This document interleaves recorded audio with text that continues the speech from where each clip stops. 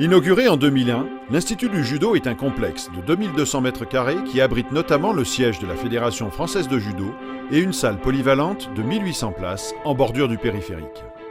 C'est une salle assez originale, donc on en a été très fiers, jusqu'à ce que on puisse s'en servir.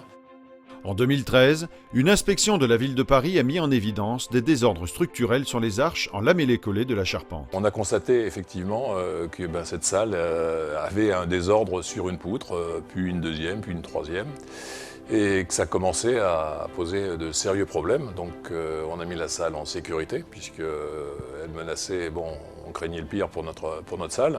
Et le pire consistait en la démolition et la reconstruction totale de la toiture. Après consultation, l'entreprise Freycinet, leader mondial de la réparation de structures, a proposé une solution complète en conception et réalisation pour la consolider et la rendre pérenne. Le domaine essentiel d'intervention de Freycinet, c'est les ouvrages atypiques, les réparations hors du commun. Et là, on est complètement dans le cadre de notre spécialité, de notre intervention. C'est-à-dire, on a du bois, on a un ouvrage hors du commun, on a des techniques à mettre en œuvre qui sont spécifiques à nos travaux. Donc c'est en grande partie pour cela que notre entreprise a été choisie pour faire les travaux. Je crois que c'est assez original la proposition qui est faite. Elle est intéressante, et puis elle est, contrairement à peut-être d'autres qui étaient moins esthétiques, donc celle-ci est assez fine. La charpente de l'Institut du Judo est composée de 5 arches constituées de 2 bipoutres chacune. La solution proposée par Freycinet, issue de son cahier des charges technique, Foreva Bois, consiste à réparer puis renforcer l'ensemble des poutres sinistrées. Cette opération consiste à remplacer les assemblages défaillants et à homogénéiser le comportement mécanique de l'ensemble de la structure.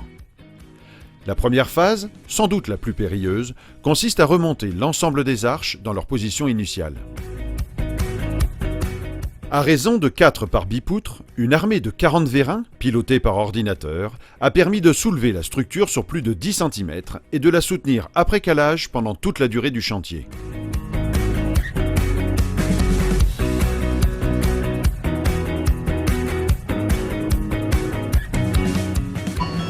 S'il y en a qui n'ont pas d'eau, vous partez avec une bouteille d'eau.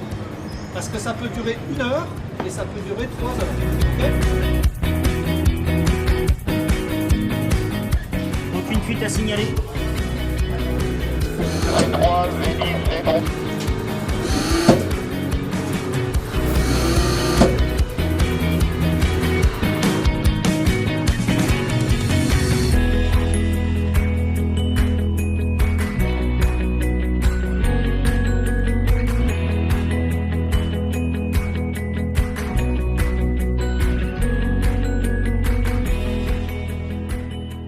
Une fois la charpente solidement calée, la démolition des éléments de bois fracturés peut commencer. L'ensemble des plaques métalliques qui liaisonnaient les poutres de l'ancienne charpente est démonté, soit environ 5000 boulons et 21 tonnes de métal qui seront remplacés par le procédé proposé par Freycinet.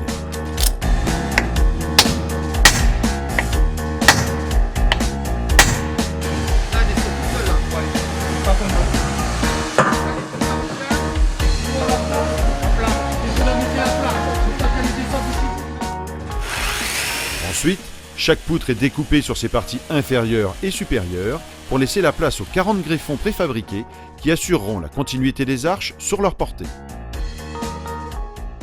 Ces nouveaux éléments de bois lamellé-collé sont fabriqués à la courbure des arches, en usine et ajustés sur place. De 7 à 8 mètres de long, pour un poids de 250 kg, ils sont ensuite hissés jusqu'à leur emplacement définitif, puis connectés par vissage et collage aux éléments de charpente existants.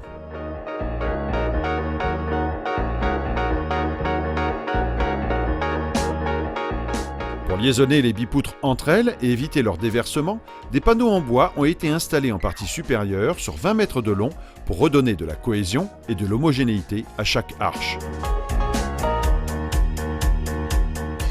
L'ensemble des fissures résiduelles ont été consolidées soit par une injection de résine pour les plus petites, soit par un couturage à l'aide de vis à double filetage pour les plus graves.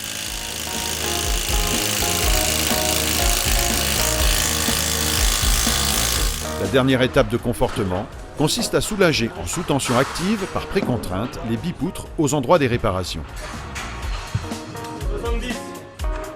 70 mm. La mise en tension de ces deux câbles monotorons de part et d'autre des bipoutres permet de réduire les contraintes internes au droit des zones réparées et ainsi de garantir la pérennité des réparations.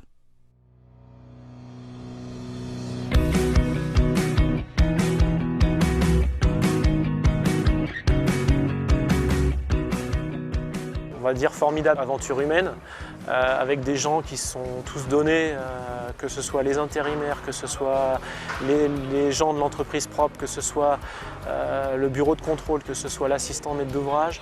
Tout le monde a mis la main à la pâte afin que l'ouvrage soit rendu à son propriétaire et qu'il puisse l'utiliser serein et en toute sécurité. On a déjà des opérations qui sont prévues à l'intérieur. Donc en particulier, on va fêter les médailles des derniers Jeux Olympiques. Et on va faire un grand gala ici avec bien sûr Teddy Riner, des artistes aussi.